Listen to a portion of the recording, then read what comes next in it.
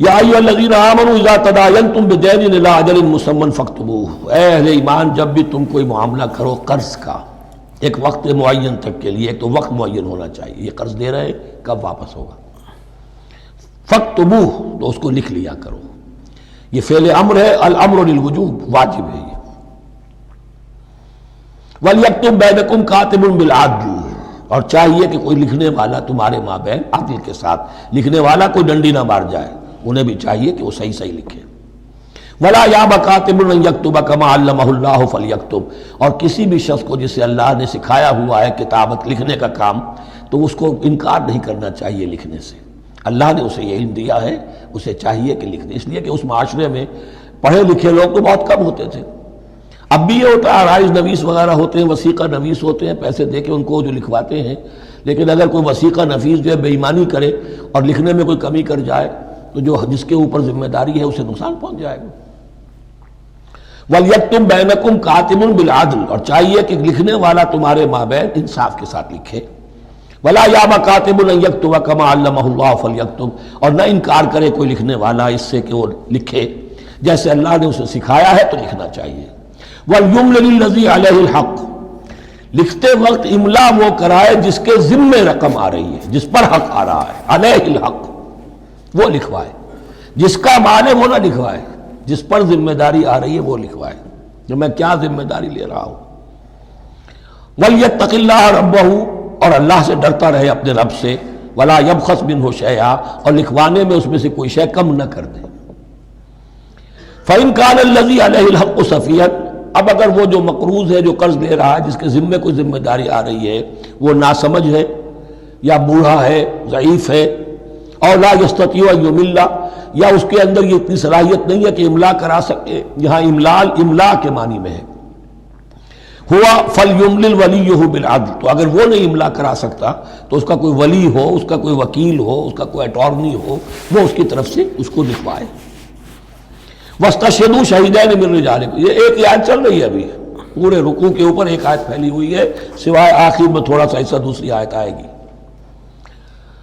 وَاسْتَشْهِدُوا شَهِيدَيْنِ مِن رِجَالِكُمْ، اور گواہ بنا لیا کرو دو اپنے مردوں میں سے، فَإِن لَّمْ يَكُونَا رَجُلَيْنِ، اور اگر دو مرد دستیاب نہ ہو، فَرَجُلٌ وَامْرَأَتَانِ، تو ایک مرد اور دو عورتیں، مِمَّن تَرْضَوْنَ مِنَ الشُّهَدَاءِ، اور وہ بھی دونوں کے نزدیک مقبول ہوں شہداء، کہ ہاں دونوں کو اعتماد ہے ان پر۔ اب یہ جو سوال آ گیا کہ ایک مرد کی جگہ دو عورتیں، دو مرد یا پھر ایک مرد کا ہونا تو لازم ہو گیا، محض عورت کی گواہی نہیں چلے گی، لیکن اس کا آیا مسئلہ ہر قسم کے معاملے کا ہے یا قرض اور مالی معاملات میں وثیقہ نویسی کا، یہ ایک علیحدہ مسئلہ ہے، یہ تو باتیں پھر فقہا کے ہاں تفصیل سے ملتی ہیں، لیکن یہ مسئلہ موجود ہے کہ دو مرد، اور اگر دو مرد دستیاب نہ ہو تو ایک مرد اور دو عورتیں، تو سوال تو پیدا ہو گیا کہ کیا عورت کی گواہی عادی ہے؟ ان تضل احداہما فتذکر احداہما الاخری، مبادا ان میں سے کوئی ایک بھول جائے تو یاد کرا دے دوسری۔ عقلی سوال پیدا ہو گیا، کیا مرد نہیں بھول سکتا؟ کیا جواب ہے اس کا؟ جواب یہ ہے کہ واقعتاً اللہ تعالیٰ نے عورت کے اندر نسیان کا مادہ زیادہ رکھا ہے۔ الا یعلم من خلق وهو اللطیف الخبیر، کیا وہی نہ جانے گا جس نے پیدا کیا ہے؟ اس نے پیدا کیا ہے، وہ جانتا ہے۔ نسیان کا مادہ کیوں زیادہ رکھا ہے یہ بھی سمجھ لیجئے، عقلی بات ہے، منطقی بات ہے۔ She has to play the role of number 2، اسے مرد کے تابع رہنا ہے، جو نمبر 2 ہوتا ہے اس کے اوپر، اس کے کبھی احساسات کے اوپر، کبھی جذبات کے اوپر کوئی نہ کوئی کوفت، کوئی قدورت آتی ہے، اور اس میں اللہ تعالیٰ نے ان کا سیفٹی والو رکھا ہوا، بھول جانا، اگر بھولنا نہ ہو، یاد بازی عذاب ہے یا رب چھین لے مجھ سے حافظہ میرا، یہ نسیان جو ہے یہ بھی ایک بہت بڑی نعمت ہے، ورنہ تو کوئی صدمہ دل سے اتری نا، کوئی غصہ کبھی ختم ہوئی نا، تو بھولنے کا معاملہ یہ سیفٹی ویلو اللہ نے عورت میں زیادہ رکھا ہے، اس لیے کہ اسے مرد کے تابع ہو کر رہنا ہے، اور جب تابع ہو کر رہنا ہے تو اسے زیادہ اس کے احساسات پہ، جذبات پر زیادہ مواقع آئیں گے کہ اس کو کچھ زک پہنچے، اس کے لیے یہ سیفٹی ویل کے نسیان ہے، یہ زیادہ رکھ دیا گیا ہے۔ ان تضل احداہما فتذکر احداہما الاخری. اب یہ کہ اگر یہ بات سمجھ میں نہ آتی تب بھی اللہ کا حکم ہے ماننا ہے. اگر فسک کیپٹل اور فلوئڈ کیپٹل کا فرق سمجھ میں نہیں آتا تب بھی بیع حلال ہے ربا حرام ہے. اللہ خیر صلی اللہ احل اللہ البیع وحرم الربا. لیکن اگر حکمت سمجھ میں آ جائے تو نور علی نور.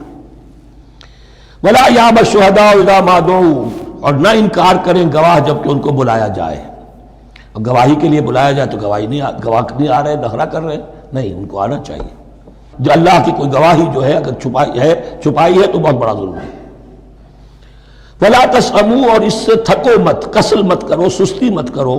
ان تکتبوہ کہ تم لکھو اسے صغیراً اور کبیراً, چاہے چھوٹا معاملہ ہو چاہے بڑا ہو. الی اجل ہی, وقت معین کے لیے. اتنا قرض دے رہا ہوں, اتنے وقت میں آپ نے مجھے لوٹانا ہے. اس کے بعد آپ بڑھا سکتے ہیں, آپ دیکھ سکتے ہیں, اسے مزید مہلت دے سکتے ہیں. ایسے ہی حالات ہیں تو آپ معاف بھی کر سکتے ہیں. لیکن یہ کہ جب لکھنا ہے, حکم دیا جا رہا ہے تو اس میں اجل معین ہو, الی اجل ہی. اور اس میں چھوٹے بڑے کی تفریق نہ کرو, چاہے چھوٹا مسئلہ بڑا لکھ لو. ذالکم اقسط عند اللہ. یہ اللہ کے نزدیک بھی زیادہ مبنی بر انصاف ہے. واقوم للشہادہ. اور گواہی کے لیے زیادہ قوی ہوگا اور زیادہ درست ہوگا. لکھی ہوئی شے ہوگی تو اب معاملہ جو ہے بہت واضح رہے گا. ورنہ زبانی یادداشت کے اندر کہیں کہیں جو ہے تعبیر ہی میں فرق ہو جاتا. وعدنا اللہ ترتابوا. اور یہ اس کے بہت قریب ہے کہ تم بھولو گے نہیں. الا ان تکون تجارۃ حاضرۃ تدیرونھا. الا یہ کہ کوئی لین دین ہو, تجارت ہو جو حاضر ہوتی ہے دست بدست. آپ نے سودا دیا, اس نے پیسے دے دیے, اب کیش بھی وہ دے دیجئے یا آپ دینا چاہیں تو, ورنہ یہ شریعت میں لازم نہیں ہے. اگر ایسا دست بدست کا معاملہ ہے تو پھر یہ ہے کہ وہ تو ہو گیا ایکسچینج. وہ مال جو ہے دکاندار نے مال دیا, آپ نے پیسے دے دیے, اس کے لکھنے کی ضرورت نہیں ہے. الا ان تکون تجارۃ حاضرۃ تدیرونھا بینکم. تو اگر وہ تجارت ہو کہ نقد تمہاری چلتی ہے, آپس میں لین دین ہو رہا ہے, فلیس علیکم جناح الا تکتبوھا. تو کوئی حرج نہیں ہے تم پر کہ اسے نہ لکھو. واشہدوا اذا تبایعتم. اور گواہ بنا لیا کرو جب کوئی مستقبل کا سودا کرو. یہ بیع سلم جو ہوتی ہے یہ مستقبل کا سودا ہے, قرض کا سودا ہے. بیع سلم بھی ایک طرح کا قرض ہے. آج آپ طے کرتے ہیں کسی شخص سے, کسی کاشتکار سے, زمیندار سے کہ اگلا موسم جو آئے گا فصل کا, گیہوں کی فصل کا, تو اتنے روپے من کے حساب سے 500 من گندم میں آپ سے لوں گا. یہ بیع سلم کہلاتی ہے. اور اس میں لازم ہے کہ پوری قیمت ابھی ادا کر دیں. لیکن اس میں بھی کہ اس وقت آپ کو اتنی گندم دینی ہے, اس کو لکھوا لو اور اس پر 2 گواہ بنا لو. واشہدوا اذا تبایعتم ولا یضار کاتب ولا شہید. اور نہ نقصان پہنچایا جائے کسی لکھنے والے کو یا گواہ کو, اور نہ نقصان پہنچائے کوئی لکھنے والا یا گواہ. یضار دونوں کے لیے آ جائے گا. یہ معروف بھی ہے اور مجور بھی ہے. نہ ضرر پہنچایا جائے اور نہ ضرر پہنچائے, نہ کوئی کاتب اور نہ کوئی شہید گواہ. وَإِن تَفْعَلُوا. اگر تم ایسا کرو گے, نقصان پہنچاؤ گے, فَإِنَّهُ فُسُوقٌ بِكُمْ. تو یہ تمہارے لیے بہت بڑے گناہ کی بات ہوگی. وَاتَّقُوا اللَّهَ. اللہ سے ڈرو. وَيُعَلِّمُكُمُ اللَّهُ. اللہ تمہیں تعلیم دے رہا ہے. وَاللَّهُ بِكُلِّ شَيْءٍ عَلِيمٌ. اللہ ہر چیز کا علم رکھنے والا.